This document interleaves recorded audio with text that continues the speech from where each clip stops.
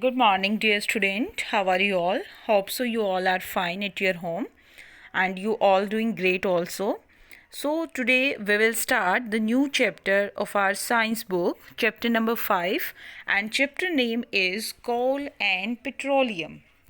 You all know a lot of vehicles they run daily on roads, so they have the need of energy like us because we take food for getting energy, and that due to that energy we are able to do work in a whole day. And the same way the vehicle also run due to energy, and that energy come from fossil fuel, and that fossil fuels are coal and petroleum. So, today we will start the new chapter, Coal and Petroleum. The very first topic of coal and petroleum is natural resources. What are the natural resources? These are the materials or substances which occurring in nature and which can be exploited for economic gain is known as natural resources. Depending upon the availability of various resources in nature, the natural resources can be broadly classified into two types. One is inexhaustible natural resources and one is exhaustible natural resources. So now we discuss what is inexhaustible natural resources. The resources which are present in unlimited quantity in nature and are not likely to get exhausted by human activity are called inexhaustible natural resources. For example, wind, water, sunlight, etc. all are inexhaustible natural resources. They are present in unlimited quantity in nature. Second one is exhaustible natural resources. These resources which are present in a limited quantity in nature and likely to get exhausted over a certain period of time are called exhaustible natural resources. Means they can exhaust after a specific period of time, like petroleum, coal, natural gas, forests, minerals, wildlife, all are example of exhaustible natural resources. Next is minerals. What are the minerals? Minerals are defined as solid, inorganic, naturally occurring substances with definite chemical formula and structure. And we can say nowadays minerals are the backbone of industries. Most of the minerals that we obtain from the lithosphere. Lithosphere is the upper layer of earth. Some of the important minerals that we use are rock salt, mica, coal, petroleum, metals, limestone and sand, and many more. There are so many minerals which are found under the earth crust, or we can say upper layer of earth. So, what is the use of these minerals? These minerals very first they form due to very slow process that taking place inside the earth. These minerals are distributed in the earth crust differently, and minerals are mined from the earth and processed to obtain many useful products. And the last few decades the consumption of minerals has increased rapidly since the minerals are non-renewable resources. Why they are non-renewable resource? Because these cannot be replenished easily. So we should use mineral judicially and economically so that these could last longer. Now we study about the fossil fuel, and the first fossil fuel is coal. So what is coal?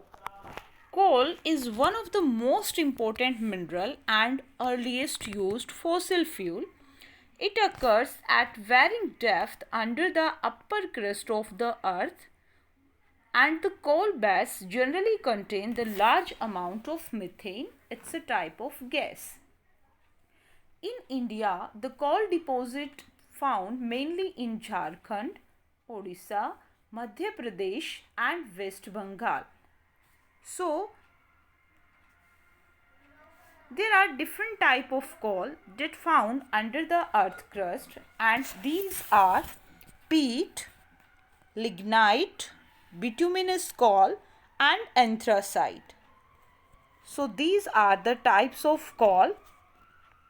In peat, the amount of carbon is very less, so it is not so much usable because least carbon content is present in this. Second one is lignite. It is also called the soft coal, and the carbon content in lignite is 40 to 45%. Next is bituminous coal, and in this coal the carbon content is 40 to 80%. Next one is anthracite. In anthracite the carbon content is maximum and it is very hard coal. So question is this: how the coal is formed? So coal is formed deep inside the earth in the form of coal beds. Coal was formed by the anaerobic thermal degradation of cellulosic materials of big plants and trees which got buried inside the earth millions of years ago. Means when this vegetation buried deep inside the earth, they get degraded by the anaerobic bacteria. Anaerobic bacteria means the bacteria that can survive without oxygen. So the degradation of that vegetation done by the anaerobic bacteria, and slowly the coal is formed. Anaerobic thermal degradation of the wood is also termed as carbonization. Carbonization is a slow process and may take thousands of years to take place. So the slow conversion of wood into coal under the influence of high temperature and high pressure or in absence of air is called carbonization. Wood under the effect of high temperature and pressure and in the absence of air get converted into coal by a number of steps, and in each step leading to an increased carbon content. How? Because whenever the vegetation got buried inside the earth, due to the heat and pressure, firstly the wood convert into the peat. Peat is light brown in color. Then again, due to heat and pressure, it converted into lignite. Lignite is also brown in color. Then again, heat and pressure, it converted into bituminous coal, and bituminous coal, subbituminous or we can say bituminous, and it is black in color. And at last, due to more and more heat and pressure, bituminous coal is converted into anthracite, and in anthracite the carbon content is very high and the color of anthracite is bright black. So this is the way by which coal is formed, and it's a fossil fuel that is formed under the earth. These are the common varieties of coal again: peat, lignite, anthracite and bituminous. Which one is the greatest from all four? Anthracite, because in anthracite the carbon content is 90 to 95%, and peat is the lowest quality, or we can say the cheap quality of the coal, because in this the carbon content is very less. Clear to all? Next are, what are the uses of coal? The different varieties of the coal we are used for different purposes. Very first, or we can say the common uses of coal, coal is used as a fuel. This we can use inside the vehicle for running, help in running. Second one, coal is used for the manufacturing of coke, coal tar and coal gas. And this coal gas also we used as a fuel. Next is, coal is used for the manufacture of synthetic petrol and synthetic natural gas. Coal is used as a source of many organic compounds such as benzenes, toluene, phenol, naphthalene. These are the many organic compounds that we extract from coal, and coal is used in the extraction of metals. Hope so. This concept of fossil fuel coal and about natural resources is clear to all students. So student, if anyone have any query, then contact to me directly. Thank you.